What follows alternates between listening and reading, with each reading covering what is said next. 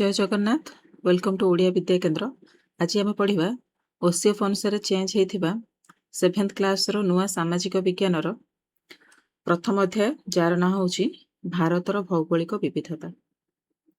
ये श्री अरविंद द्वारा गोटे कोटे लिखा आम आम देश बा भारतर भौगोलिक दृष्टिकोण अन्य देश मान पृथक एवं ताहा ही भारत को एक निर्दिष्ट जातीय परिचय प्रदान करिछि। आम जदि देखा पृथ्वीर जिते सब देश अच्छी आम भारतर भौगोलिक किसी स्वतंत्रता रही से विषय आम पढ़ा आ तार से स्वतंत्रता ही गोटे भिन्न परिचय प्रदान कर विश्व स्तर में। ये गोटे जो चित्र देखा ये चित्रटा हूँ कर्णाटक राज्य रे थिबा जोग जलप्रपात। यही जलप्रपातटी अच्छा जलप्रपात मान हूँ आम वाटरफल। ये वाटरफल गुड़ाक बहुत उच्चरू पानी गुड़ाक बहुत स्पीड रे पड़े। तो यही तार यही सब क्यारेक्टर को बेस करिकी यही जलप्रपात प्रवाहित जल शक्ति को स्वतंत्र टर्बाइन माध्यम घूरा जाउछि आ सेथुरु जल विद्युत शक्ति उत्पादन करा जाउछि। एठी गोटे प्रश्न देछि भारतर केतेक प्रमुख भौगोलिक वैशिष्ट्य गुड़िक कौन। जेहेतु आम पढ़ुचंदी भूगोल तो आम पई मुख्य होउछि भारतर मानचित्र को जानिबा। भारतर मानचित्र कथा जदि आम देखिबा ताहले आर एपटा उपरटा को आम कहू उत्तर तल भागटा को कहू दक्षिण। जदि आपको मझीरू लाइन रे टाणिबा ताहले ए भागटा हला उत्तर एवं ए भागटा हला दक्षिण। जदि एपटू आम गोटे गार टाणिबा ताहले ए भागटी होउछि पूर्व एवं ए भागटी होउछि पश्चिम। तो भारत जितेबेले भी आम देश कथा कहू आम सब बेले 28टा राज्य एवं केन्द्र शासित अंचल कथा कहू किंतु आम सब बेले भूली जाऊे आमर एठी आउ गोटे अच्छी जोटा कि हूँ आमर द्वीपपुंज समूह। द्वीपपुंज समूह जोटा कि आमर अच्छी लाक्साद्वीप जोटा कि अरब सागर अच्छी एवं अंडमान निकोबार द्वीपपुंज जोटा कि बे ऑफ बेंगाल बा बंगोपसागर रे रही। तो प्रथम क्वेश्चन थिला भारतर भौगोलिक दृष्टिकोण प्रश्नटा गोटे देखि नेबा। भारतर केतेक प्रमुख भौगोलिक वैशिष्ट्य गुड़िक कौन। तो देखिबा आम एठी लिखा जाइछि भारतर केतेक प्रमुख भौगोलिक वैशिष्ट्य गुड़िक निम्न रे दिया गला। हिमालय पर्वतमाला उत्तर रे अवस्थित। प्रथम नोट टाको लिखि नेबा तापरे ए जिंसटा को हम मैप रे करनेबा। हिमालय पर्वतमाला उत्तर रे अवस्थित। उत्तरीय समतल भूमि जहाँ कि गंगा जमुना सिंधु नदी द्वारा गठित आ होची अति उर्वर अंचल। मालभूमि जहाँ कि खनिज संपद रे परिपूर्ण आ पश्चिमस्थ मरुभूमि यह होची शुष्क उष्म एवं बालुकामय अंचल। उपकूलवर्ती अंचल आमर दुईटी उपकूल रही पूर्व उपकूल एवं पश्चिम उपकूल। द्वीपपुंजर रहिले आमर अंडमान एवं निकोबार द्वीपपुंज। द्वितीय प्रश्नटी को जिबा। द्वितीय प्रश्नटी कहूछि भारतर भौगोलिक विविधता आम जीवन को किपरि प्रभावित करे। भारतर भौगोलिक विविधता माने आमे देखिले तार भूमि रूप गुड़ाक जलवायु गुड़ाक सब स्थान अलग अलग। तो यहाँ आम जीवन को किपरि प्रभावित करे। तो भारतर भौगोलिक विविधता किपरि प्रभाव पकाए ताहा निम्न रे दिया गला। जलवायु विभिन्नता जो खाद्य अभ्यास और पोशाक व्यवहार भिन्नता देखा जाए। आमे जदि जीवा काश्मीर पटे ताहले सेटार अत्यंत ठंडा जलवायु। जदि आम राजस्थान पटे जीवा सेठे मिक्स काइंड ऑफ जलवायु जेमिति कि दिन सारा राति रु सकाळ पर्यंत बहुत ठंडा दिन सारा बहुत गरम। तो सेही अनुसार सेमानकर खाद्य अभ्यास और पोशाक व्यवहार भिन्नता देखा जाए। भौगोलिक विविधता जो फसल तथा कृषि प्रणाली मध्य भिन्न हुए। जेमिति कि आमर आसाम रे चाहा चाष करा जाए। पंजाब समतल भूमि रे अधिक गहम चाष करा जाए। आमर ओडिशा एवं पश्चिम बंगरे अधिक धान चाष करा जाए। गृहर गठन लोकमानक जीविका तथा जीवन शैली मध्य भिन्नता परिप्रकाश हुए। लोक माने घर जदि आमे देखिबा घर गुड़ाकर मध्य विभिन्नता देखा जाए। ए जो जिनसटा को आमे पढ़िले वर्तमान आमे आउटी आगु को जिबा। 1984 मसीहा कथा भारतर प्रथम महाकाशचारी श्री राकेश शर्मा महाकाश को यात्रा करथांदी। आम भारतर प्रथम महाकाश यात्री होचंदी राकेश शर्मा। तो 1984 मसीहा से जाइथिले से एवं से महाकाशरू आमर सेतेबेलर प्रधानमंत्री थांती श्रीमती इंदिरा गांधी से तांको सहित कथा हेतिले जे ସେ ସମୟରେ ଇନ୍ଦିରା ଗାନ୍ଧୀ ଗୋଟେ ପ୍ରଶ୍ନ ପଚାରିଥିଲେ ଯେ ଆମ ଦେଶ ଭାରତ ମହାକାଶରୁ କିପରି ଦିଶୁଛି। ସେ ସଙ୍ଗେ ସଙ୍ଗେ ଉତ୍ତର ଦେଇଥିଲେ ଗୋଟେ କବିତାର ଗୋଟେ ଅଛି ସାରାଂଶ, ସେ ସାରାଂଶଟାକୁ ସେଠି ବ୍ୟବହାର କରିଥିଲେ ଯେ କହିଲେ ସାରେ ଜହାଁ ସେ ଆଚ୍ଛା ହିନ୍ଦୁସ୍ତାନ ହମାରା। ତାର ଅର୍ଥ ମୋ ଦୁନିଆର ମୋ ଦେଶ ହଉଛି ଦୁନିଆର ସବୁଠାରୁ ସୁନ୍ଦର ଦେଶ। ତ ଏହି ପୁସ୍ତକର ଶେଷରେ ଥିବା ଭାରତର ମାନଚିତ୍ରକୁ ଅନୁଧ୍ୟାନ କରିବା। ସେଥିରେ ଆମେ ସବୁ ଦେଖିବା ଆଜି ଆମେ ମାନଚିତ୍ର ରିଡିଂଟା ହଉଛି ଗୋଟେ ସ୍କିଲ୍, ଆଉ ଏ ସ୍କିଲ୍ଟା ସବୁବେଳେ କାମରେ ଆସିବ। ତ ଆଜି ଏ ସ୍କିଲ୍ଟାକୁ ଆମେ ଶିଖିନେବା। ଏଇଟା ହଉଛି ଆମର ମାନଚିତ୍ର, ଏଇଟା ହଉଛି ଆମ ଭାରତର ମାନଚିତ୍ର। ଭାରତ ହଉଛି ଆମ ଦେଶର 7ମ ବୃହତ୍ତମ ଦେଶ। କୋଉ ମହାଦେଶରେ ଅଛି? ଏସିଆ ମହାଦେଶରେ ଅଛି। ଭାରତ କୋଉ ମହାଦେଶରେ ଅଛି? ଏସିଆ ମହାଦେଶରେ ଅଛି। ଆଉ ଏଇଟା ଆମର ଭାରତ ହଉଛି 7ମ ବୃହତ୍ତମ ଦେଶ। 7ମ ବୃହତ୍ତମ ଦେଶ। ଯଦି ଏଇଟା 7ମ ବୃହତ୍ତମ ଦେଶ, ତାହେଲେ ତାର ପୂର୍ବରୁ ଥିବା 6ଟି ବଡ ବଡ ଦେଶର ନାମ କଣ? ଗୋଟେ ହଉଛି ରୁଷିଆ, ନୋଟ୍ କରିନବ। ଦ୍ୱିତୀୟଟି ହଉଛି କାନାଡା। ତୃତୀୟଟି ହଉଛି ଚାଇନା।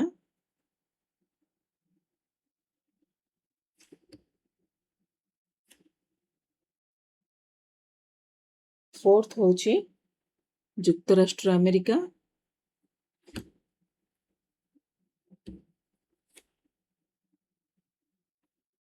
ଯୁକ୍ତରାଷ୍ଟ୍ର ଆମେରିକା ବା ୟୁଏସଏ। ଫିଫ୍ଥ ହଉଛି ବ୍ରାଜିଲ। ସିକ୍ସଥ ହଉଛି ଅଷ୍ଟ୍ରେଲିଆ। ତାପରେ ଆସୁଛି ଆମର ପ୍ରିୟ ଭାରତ। ତ ଏଇଟା ହଉଛି ପୃଥିବୀର 7ଟି ବୃହତ୍ତମ ଦେଶର ନାମ। 7ମ ନମ୍ବରରେ ରହୁଛି ଆମର ଭାରତ। ଏଟାକୁ ନୋଟ୍ କରିନବ। ବର୍ତ୍ତମାନ ଯିବା ଆମ ଭାରତରେ ଥିବା ପଡୋଶୀ ଦେଶମାନଙ୍କୁ ଟିକେ ଦେଖିବା। ଭାରତର ପଡୋଶୀ ଦେଶ ମଧ୍ୟରେ ରହିଲେ ଏପଟେ ଏଇଠି ଗୋଟେ ଦିଆଯାଇଛି ଆମର ଡିରେକ୍ସନ ମ୍ୟାପ। ଡିରେକ୍ସନ ପାଇଁ ଗୋଟେ ହିଣ୍ଟ ଦିଆଯାଇଛି। ମ୍ୟାପରେ ସବୁବେଳେ ଥାଏ। ଉପର ଭାଗଟାକୁ କୁହାଯାଏ ନର୍ଥ ବା ଉତ୍ତର, ତଳ ଭାଗଟାକୁ କୁହାଯାଏ ସାଉଥ ବା ଦକ୍ଷିଣ, ଏପଟଟାକୁ କୁହାଯାଏ ପୂର୍ବ ଏବଂ ଏପଟ ଭାଗଟା ହଉଛି ଆମର ପଶ୍ଚିମ। ତ ଦେଖିବା ଭାରତର ସବୁ ପଡୋଶୀ ଦେଶ ସବୁ କିଏ କିଏ ରହିଲେ। ପଡୋଶୀ ମାନେ ନିହାତି ଗୁରୁତ୍ୱପୂର୍ଣ୍ଣ। ତ ଭାରତର ପଡୋଶୀ ଦେଶ ମାନଙ୍କ ମଧ୍ୟରେ ରହିଲେ ପ୍ରଥମେ ରହିଲା ନେପାଳ। ଆମେ ଏଇ ଦେଶମାନଙ୍କ ନାଁ ପଢିବା ସହିତ ସେ ଦେଶମାନଙ୍କର ରାଜଧାନୀ କ୍ୟାପିଟାଲ ନାଁ ମଧ୍ୟ ଆମେ ଲେଖିନେବା। ନେପାଳ ରହିଲା ଆମର ଏଇଠି, ବୋର୍ଡର ସେୟାର କରୁଛି ଆମର ଉତ୍ତରପ୍ରଦେଶ ଏବଂ ବିହାର ସହିତ, ଏପଟେ ସିକିମ ସହିତ, ଆଉ କିଛି ୱେଷ୍ଟ ବେଙ୍ଗଲ ସହିତ ମଧ୍ୟ ବୋର୍ଡର ସେୟାର କରୁଛି। ତ ନେପାଳର ରାଜଧାନୀର ନାଁ ହେଉଛି କାଠମାଣ୍ଡୁ। ଦ୍ୱିତୀୟରେ ଆସିଲା ଭୁଟାନ।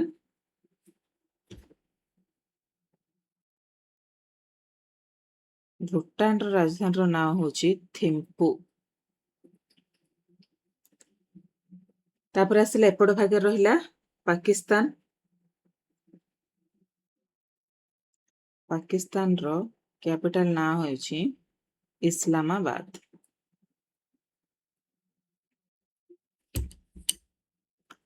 ଏଇ ପାଖରେ ଆସିଲା ଆମର ଅନ୍ୟ ଏକ ପଡୋଶୀ ବାଂଲାଦେଶ, ଯିଏକି ବହୁତ ସାରା ବୋର୍ଡର ସେୟାର କରୁଛି ଆମର ଡିଫରେଣ୍ଟ ଷ୍ଟେଟ ସହିତ। ବାଂଲାଦେଶର କ୍ୟାପିଟାଲ ନାଁ ହେଉଛି ଢାକା। ତାପରେ ଟିକେ ଉପରକୁ ଯିବା, ଆସୁଛି ଆମର ଅନ୍ୟ ଏକ ପଡୋଶୀ ଦେଶ ଯାହାର ନାଁ ହେଉଛି ମ୍ୟାନମାର ବା ମିଆଁମାର। ମିଆଁମାରର କ୍ୟାପିଟାଲ ନାଁ ହେଉଛି ନିପେଇତ।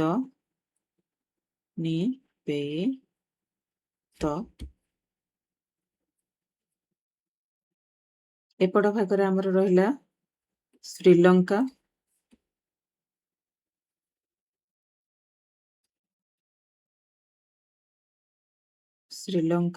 ଏବଂ ଶ୍ରୀଲଙ୍କାର କ୍ୟାପିଟାଲ ନାଁ ହେଉଛି କଲମ୍ବୋ। ଏବଂ ନେପାଳର ଉପରି ଭାଗରେ ଏକ ବଡ଼ କଣ୍ଟ୍ରି ରହିଛି, ଯିଏକି ଆମର ପଡ଼ୋଶୀ ଦେଶ, ତା ନାଁ ହେଉଛି ଚାଇନା। ଚାଇନାର କ୍ୟାପିଟାଲ ନାଁ ହେଉଛି ବେଜିଂ। ଠିକ ଅଛି। ତ ବର୍ତ୍ତମାନ ଆମେ ଜାଣିଲେ ଡିରେକ୍ସନ ବିଷୟରେ, ଭାରତର ପଡ଼ୋଶୀ ଦେଶ ତଥା ସେମାନଙ୍କ ରାଜଧାନୀ ବିଷୟରେ। ବର୍ତ୍ତମାନ ଆମେ ଯିବା ଲଙ୍ଗିଚୁଡିନାଲ ଏବଂ ଲାଟିଚୁଡିନାଲ ବା ଅକ୍ଷାଂଶ ଏବଂ ଦ୍ରାଘିମା। ଅକ୍ଷାଂଶ ଏବଂ ଦ୍ରାଘିମା ମାନେ କ'ଣ? ମନେକର ଏଇଟା ହେଉଛି ପୃଥିବୀ, ପଶ୍ଚିମରୁ ପୂର୍ବକୁ ବ୍ୟାପିଥିବା ଆମର ଇମାଜିନାରୀ ଲାଇନ୍, ଯୋଉଟାକି ହେଉଛି ଏଇଟା ଗୋଟେ 0 ଡିଗ୍ରୀ, ଏଇଟାକୁ କହିବା ଆମେ ବିଷୁବବୃତ୍ତ, ଏବଂ ତା ସହିତ ସମାନ୍ତରାଳ ଭାବରେ ଥିବା ଇମାଜିନାରୀ ଲାଇନ୍ ଗୁଡ଼ାକୁ କହିବା ଆମେ ଅକ୍ଷାଂଶ। ଗୁଡ଼ା ହେଉଛି ଅକ୍ଷାଂଶ। ଏଇଟା ହେଲା ଆମର 0 ଡିଗ୍ରୀ, ତ ଏ ଭାଗଟା ହେଲା ଆମର ଉତ୍ତର ଗୋଲାର୍ଦ୍ଧ ଏବଂ ଏ ଭାଗଟା ହେଲା ଆମର ଦକ୍ଷିଣ ଗୋଲାର୍ଦ୍ଧ। ଏଟା ହେଲା ଉତ୍ତର ଗୋଲାର୍ଦ୍ଧ। ଆଉ ଏସବୁ ହଉଛନ୍ତି ଅକ୍ଷାଂଶ ସମୂହ। ଅକ୍ଷାଂଶ। ଦ୍ରାଘିମା କ'ଣ? ପୂର୍ବରୁ ପଶ୍ଚିମ, ଯୋଉଟା ପଶ୍ଚିମରୁ ପୂର୍ବକୁ ବ୍ୟାପିଥିଲା, ସେଗୁଡ଼ା ହେଲା ଅକ୍ଷାଂଶ। ତାପରେ ଦେଖିବା ଆମେ ଉତ୍ତରରୁ ଦକ୍ଷିଣ ସମାନ୍ତରାଳ ଭାବରେ ଥିବା ଆମର ଇମାଜିନାରୀ ଲାଇନ୍ ଗୁଡ଼ାକୁ କୁହାଯାଏ ଦ୍ରାଘିମା, ଏବଂ ଏଇଟା ହେଉଛି ମୂଳ ଦ୍ରାଘିମା ରେଖା 0 ଡିଗ୍ରୀ, ଏବଂ ଏଗୁଡ଼ା ହେଲା ସବୁ ଦ୍ରାଘିମା ରେଖା। 0 ଡିଗ୍ରୀରୁ ଡାହାଣ ପଟେ ତମର ଯାହା ରହିଲା ସେଗୁଡ଼ାକ ହେଲା ପୂର୍ବ ଦ୍ରାଘିମା, ଏବଂ 0 ଡିଗ୍ରୀରୁ ବାଁ ପଟେ ପଶ୍ଚିମ ପଟେ ଯାହା ରହିଲା ସେଗୁଡ଼ାକ ହେଲା ପଶ୍ଚିମ ଦ୍ରାଘିମା। ଅକ୍ଷାଂଶ ଆଉ ଦ୍ରାଘିମା ମିଶିକି ଆମକୁ କ'ଣ ଜଣାନ୍ତି ନା କୌଣସି ସ୍ଥାନର ଅବସ୍ଥିତି ବିଷୟରେ ଆମକୁ ଜଣାନ୍ତି। କୌଣସି ଦେଶ କେତେ ଅକ୍ଷାଂଶ ଏବଂ କେତେ ଦ୍ରାଘିମା ଭିତରେ ଆମେ ତାର ଅବସ୍ଥିତି ଜାଣିପାରୁ ଏବଂ ତାର ସମୟ ଜାଣିପାରୁ, ତା ସହିତ ଆମେ ତାର ଜଳବାୟୁ ବିଷୟରେ ମଧ୍ୟ ଜାଣିପାରୁ। ତ ଅକ୍ଷାଂଶ ଦ୍ରାଘିମାର ଆବଶ୍ୟକତା ଆମକୁ ଅଛି ଅବସ୍ଥିତି ଜାଣିବା ପାଇଁ, ସମୟ ଜାଣିବା ପାଇଁ ଏବଂ ଜଳବାୟୁ ଜାଣିବା ପାଇଁ। ତ ଆଜି ଆମେ ପଢୁଛନ୍ତି ଯେହେତୁ ଆମର ପ୍ରିୟ ଭାରତ ବିଷୟରେ, ଆମେ ଜାଣିବା ଯେ ଆମ ଭାରତର ଅକ୍ଷାଂଶ ଏବଂ ଦ୍ରାଘିମାଗତ ଅବସ୍ଥିତି କେତେ। ତ ଭାରତର ଅକ୍ଷାଂଶ ଏବଂ ଦ୍ରାଘିମାଗତ ଅବସ୍ଥିତିଟାକୁ ଆମେ ନୋଟ୍ ଡାଉନ୍ କରିଦେବା, ଯୋଉଟାକି ସବୁବେଳେ ତମମାନଙ୍କୁ ଆବଶ୍ୟକ ପଡ଼ିବ। ଭାରତର ଅବସ୍ଥିତି ପ୍ରଥମେ ଦେଖିବା ତାର ଅକ୍ଷାଂଶଗତ। ଏହା ଅଛି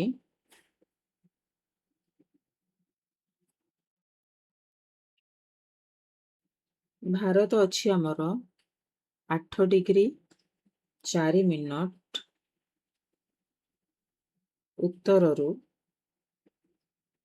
37 ଡିଗ୍ରୀ 6 ମିନିଟ୍ ଉତ୍ତର।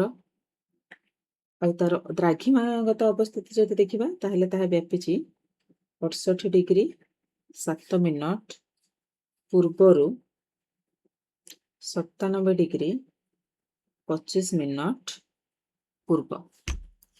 ତ ଭାରତ ଆମେ ଟିକେ ଦେଖିନେବା, ଏଇଟା ହେଲା ଆମର ମୂଳ ଦ୍ରାଘିମା ଏବଂ ଏଇଟା ହେଲା ଆମର ବିଷୁବବୃତ୍ତ ବା ମୁଖ୍ୟ ଅକ୍ଷାଂଶ, ଯୋଉଟା କି 0 ଡିଗ୍ରୀ ଅବସ୍ଥିତି, ଆର ମଧ୍ୟ ଅବସ୍ଥିତି 0 ଡିଗ୍ରୀ।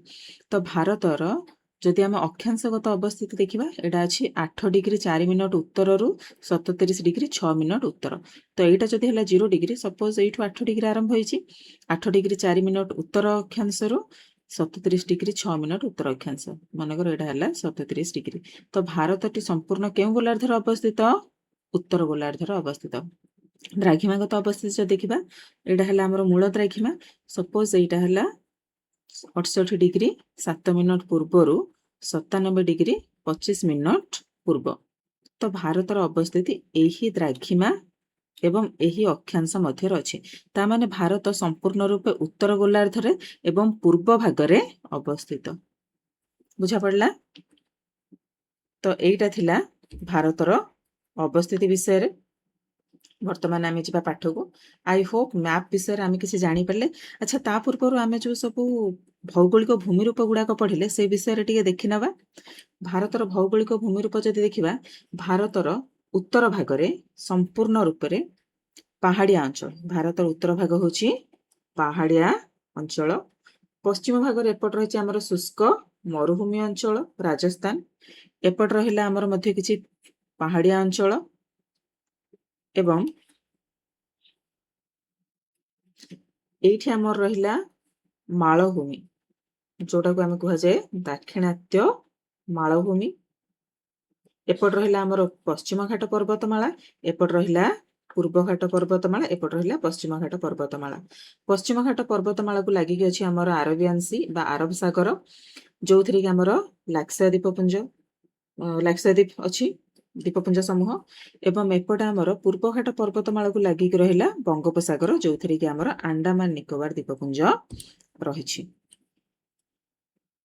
ପଡ଼ୋଶୀ ଦେଶ ବିଷୟରେ ସେମାନଙ୍କ ରାଜଧାନୀ ମାନଙ୍କର ନାମ ଏବଂ ଭାରତର ଭୌଗୋଳିକ ଭୂମିରୂପ ବିଷୟରେ ଆମେ ଜାଣିଲେ।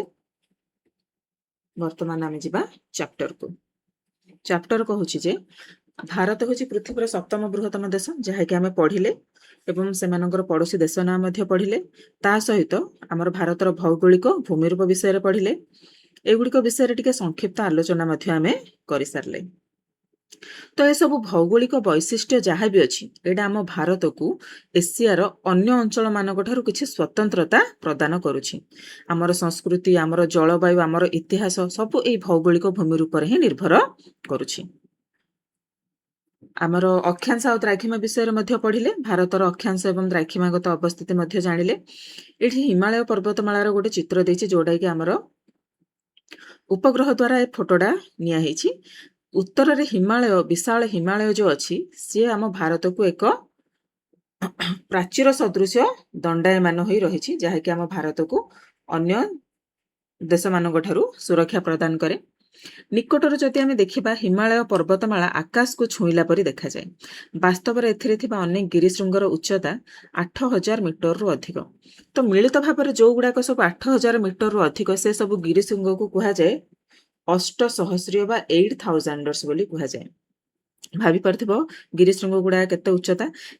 ଏହି ପର୍ବତମାଳା ଏସିଆର 6 ଗୋଟି ଦେଶରେ ବ୍ୟାପ୍ତ। ଏ ଯୋଉ ପର୍ବତମାଳାଟା, ହିମାଳୟ ପର୍ବତମାଳାଟା ଏସିଆର 6ଟା ଦେଶକୁ ଟଚ୍ କରିଛି। ସେଗୁଡାକ ହେଲା ଭାରତ, ନେପାଳ, ଭୁଟାନ, ଚୀନ, ପାକିସ୍ତାନ ଆଉ ଆଫଗାନିସ୍ତାନ।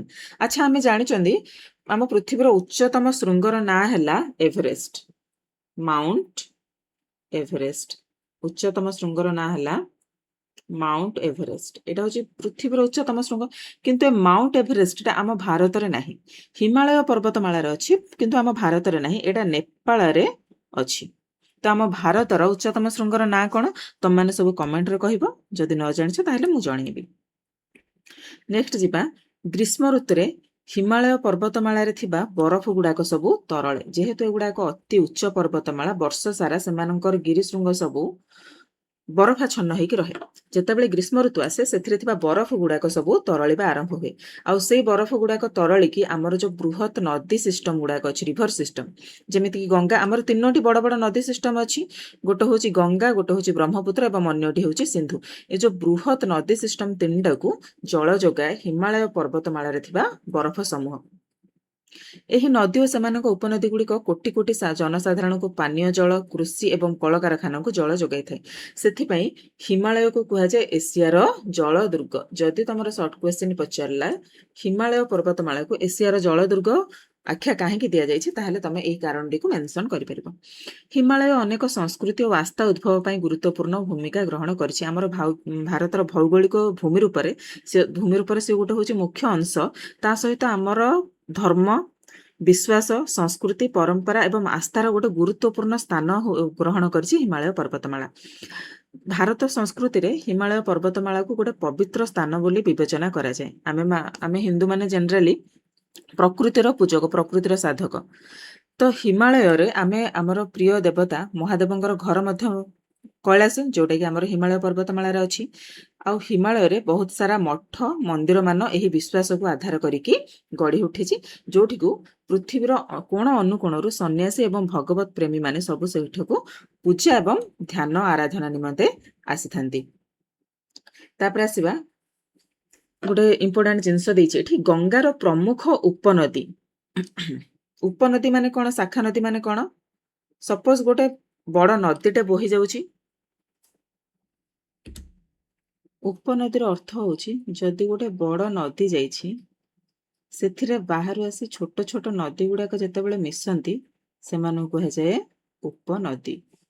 ଛୋଟ ନଦୀ ଗୁଡ଼ାକ ବଡ଼ ନଦୀରେ ଯେତେବେଳେ ମିଶନ୍ତି ସେଗୁଡ଼ାକୁ କୁହାଯାଏ ଉପନଦୀ। ଏବଂ ଗୋଟେ ବଡ଼ ନଦୀରୁ ଯେତେବେଳେ ଛୋଟ ଛୋଟ ନଦୀ ସବୁ ଉତ୍ପନ୍ନ ହୋଇ ବାହାରକୁ ଯାଆନ୍ତି ଦିଗ ପରିବର୍ତ୍ତନ କରି ସେମାନଙ୍କୁ କୁହାଯାଏ ଶାଖା ନଦୀ। ଗଙ୍ଗାର ପ୍ରମୁଖ ଉପନଦୀ ଭଗୀରଥୀ ମାନେ କ'ଣ? ଯଦି ସେ ଉପନଦୀ ସେ ଗଙ୍ଗା ନଦୀ ସିଷ୍ଟମରେ ଆସିକି ଭଗୀରଥୀ ମିଶିଛି, ଭଗୀରଥୀ ନଦୀଟି। ତ ଗଙ୍ଗାର ପ୍ରମୁଖ ଉପନଦୀ ଭଗୀରଥୀ ଉତ୍ତରାଖଣ୍ଡର ଗୋମୁଖ, ଗୋମୁଖ ଅର୍ଥ ହେଉଛି ଗାଈର ମୁହଁ ନାମକ ସ୍ଥାନରୁ ଉତ୍ପତ୍ତି ଲାଭ କରିଛି। ଭଗୀରଥୀର ଉତ୍ପତ୍ତି ସ୍ଥାନ ହେଉଛି ଉତ୍ତରାଖଣ୍ଡର ଗୋମୁଖ।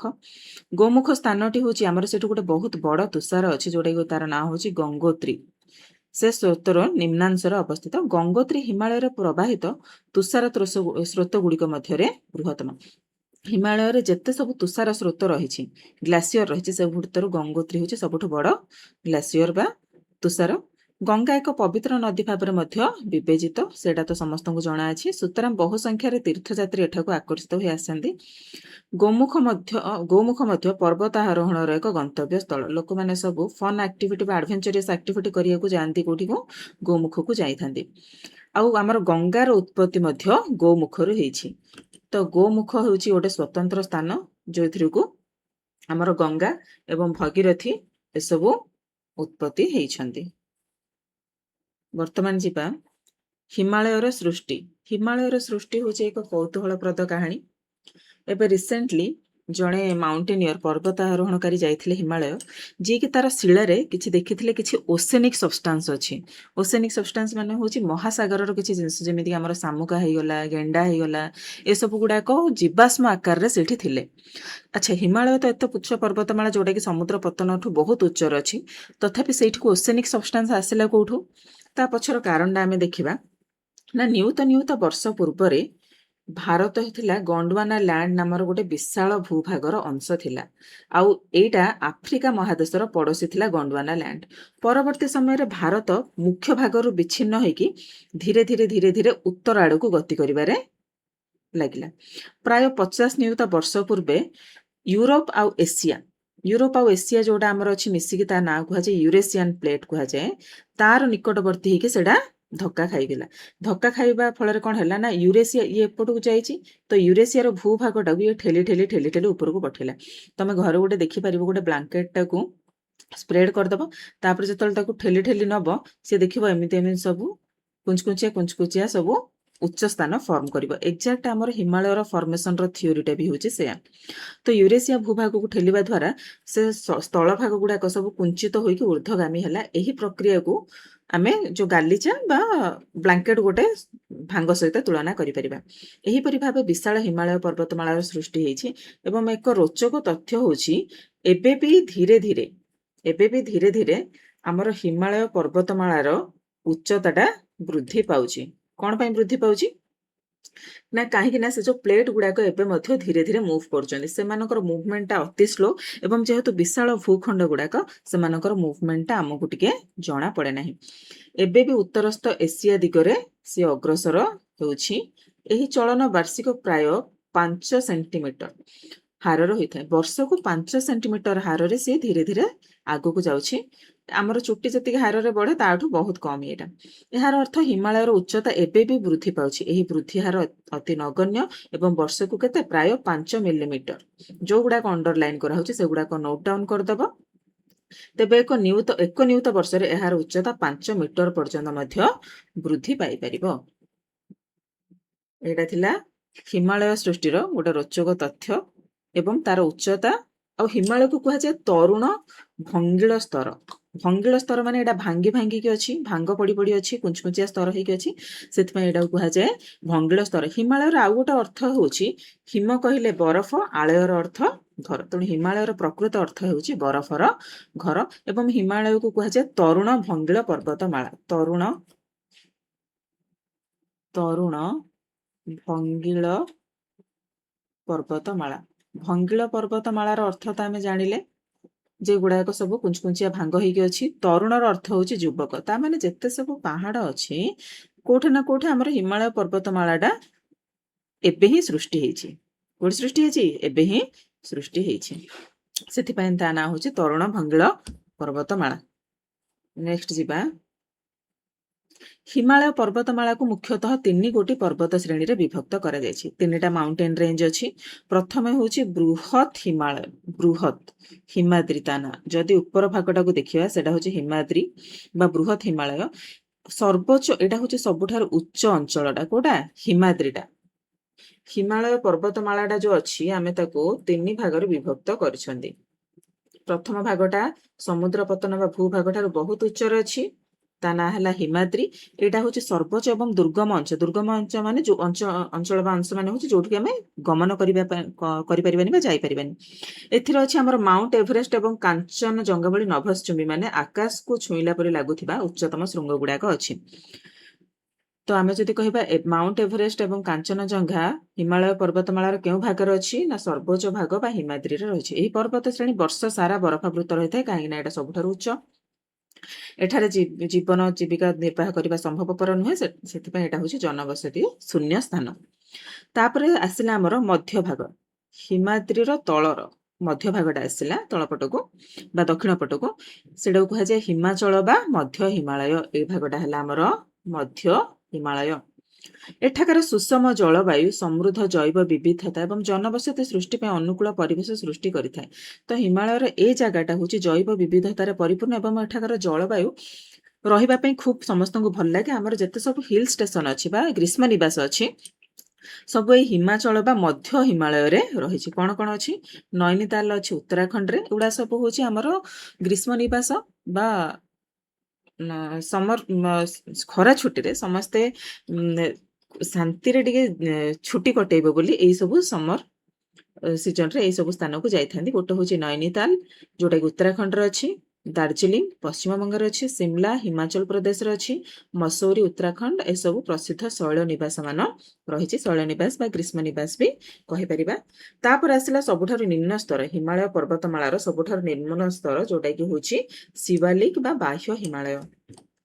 ହିମାଳୟ ପର୍ବତମାଳାର ବାହ୍ୟ ଅଂଶ ବା ଦକ୍ଷିଣ ଭାଗରେ, ଏଇଟା ଦକ୍ଷିଣ ଦିଆହେଇଛି, ଏଇଟା ଦକ୍ଷିଣ ହବ। ଦକ୍ଷିଣ ଭାଗରେ ବା ହିମାଳୟର ପାଦଦେଶ ଯୋଉଟାକୁ କୁହାଯାଏ ସେଇଟାକୁ କୁହାଯାଏ ନିମ୍ନତମ ପର୍ବତ ଶ୍ରେଣୀ। ଆଉ ଏଗୁଡାକର ଉଚ୍ଚତା ମଧ୍ୟ ଏତେ ଅଧିକ ନୁହଁ। ଛୋଟ ଛୋଟ ପାହାଡକୁ ନେଇ ଗଠିତ ଘଞ୍ଚ ଜଙ୍ଗଲରେ ପରିପୂର୍ଣ୍ଣ। ଏଇଟାର ପାଦଦେଶର ବନ୍ୟପ୍ରାଣୀ ସମୃଦ୍ଧ, ଜୈବ ବିବିଧତା ଦେଖାଯାଏ ଏବଂ ବନ୍ୟପ୍ରାଣୀ ସମୃଦ୍ଧ ଅଞ୍ଚଳ। ଏହି ଅଞ୍ଚଳଟି ହିମାଳୟ ଏବଂ ଗାଙ୍ଗେୟ ଉତ୍ତରସ୍ଥ ସମତଳ ଅଞ୍ଚଳର ମଧ୍ୟସ୍ଥ ଅଞ୍ଚଳ। ଗାଙ୍ଗେୟ ଉତ୍ତରସ୍ଥ ସମତଳ ଅଞ୍ଚଳ କୋଉଟା? ଆମର ଯୋଉ ଆସିଲା ଦେଖିନେବା ଟିକେ ମ୍ୟାପକୁ। ମ୍ୟାପରେ ଯଦି ଦେଖିବା ଗାଙ୍ଗେୟ ସମତଳ ଭୂମି କହିଲେ ଗଙ୍ଗା ଦ୍ୱାରା ସୃଷ୍ଟି ହେଇଥିବା ସମତଳ ଭୂମି। ଏଇଟା ହେଉଛି ଆମର ଉତ୍ତରପ୍ରଦେଶ। ଏଇଥିରେ ଆମର ଅଛି ସମତଳ ଭୂମି ଏବଂ ଏଇ ପାଖରେ ଏଇଗୁଡାକର ଅଛି ଆମର ହିମାଳୟ।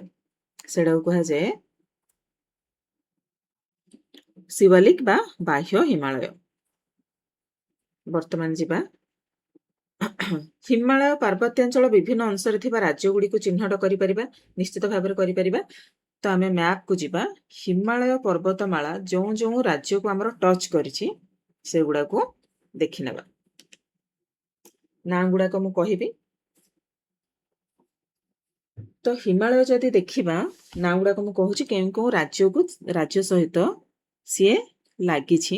ସେ ରାଜ୍ୟ ଗୁଡିକର ନାଁ ହେଲା, ପ୍ରଥମେ ରହିଲା ଆମର ଜମ୍ମୁ କାଶ୍ମୀର।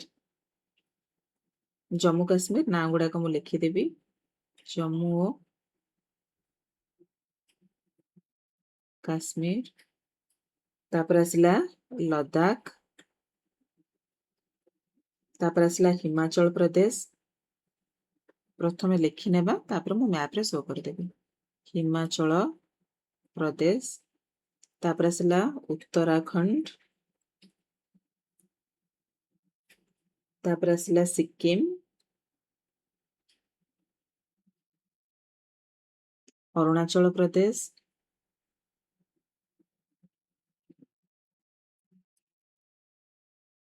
ମେଘାଳୟ, ନାଗାଲାଣ୍ଡ,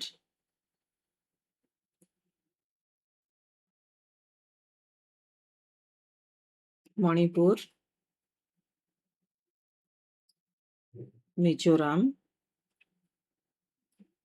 आमर जेते सब नॉर्थ ईस्टर्न स्टेट अच्छी सब गुड़ा को प्रायतः हिमालय टच करछि। मिजोराम पर आसरिया आमर त्रिपुरा, तापर आसीबो हमर आसाम को मध्य टच करछि। आसाम रो किछि हिली रीजन को टच करछि। तो जम्मू काश्मीर ठू आरंभ करिकी लद्दाख, हिमाचल प्रदेश, उत्तराखंड, एठी हमर आसिला सिक्किम, एठी आसिला अरुणाचल प्रदेश, तापर आसिला मेघालय, नागालैंड, तापर आसिला मणिपुर,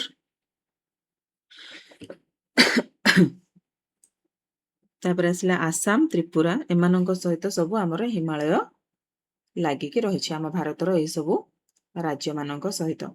निहाती भाबरे गोटे बहुत बड़ बाउंड्री वाल सी फॉर्मेशन करुछि। वर्तमान जीवा चैप्टर को एठी देछि गोटे इंटरेस्टिंग फैक्ट गोटे देछि। ए जो घरटा आमे देखुचंदी ए घरटा देखिले जणा पड़ुछि कोथरे तयारी हेछि काठ एवं पत्थर रे तयारी हेछि। आम मानक घर गुड़ाक जनराली कोथरे तयारी होछि सीमेंट, इटा, पत्थर एगुड़ा करे। पश्चिम हिमालय अंचलर पारंपरिक पद्धति निर्मित घर गुड़ी को कहा जाए काटकुनी बा धाजी देवारी। काटकुनी बा धाजी देवारी कहा जाए।